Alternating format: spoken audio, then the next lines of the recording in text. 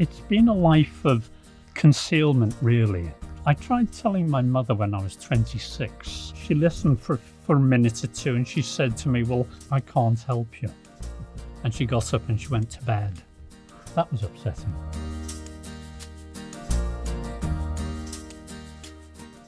If it hadn't been for books, I would have done myself in a long time ago, because I could escape into books. It did completely take me out of myself, and that kept me going.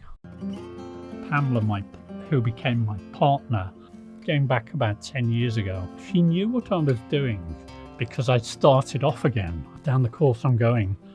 And she said to me, if you change sex, you'll have to leave the house. And I thought, considering you met me at the point when I was lowest, and right from the beginning, I'd told her about my situation. We lived together for 28 years at that point, and that was one of the factors which made me pull back, because the idea of going out and finding another place to live was very difficult. The problems that I faced growing older as a registered social worker, now retired, then I'm aware of what the problems are.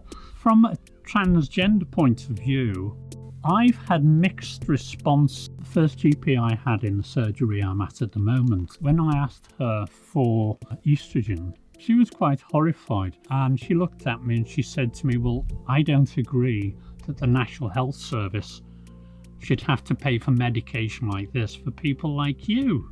And I was a little bit shocked by that. So I said to her, what if I pay for it myself? Everybody else in Wales was getting their prescription paid for them. She accepted that. If I paid, I could have it.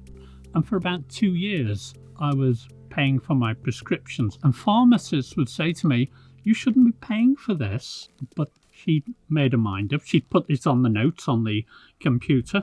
This person pays for them. That I found infuriating. I think the best advice I can give from my own experience is, if you're not sure of something, ask the trans person, because they know more about the problem that they and other trans people experience than anybody else. It's not a question of we want to talk about it because it's good fun. It's simply a question of we want you to understand so that you can do what's best for us and help us. I actually ignored what I knew I wanted to do and what was right for me. I'm not going to back down this time. It's the only way I can be myself.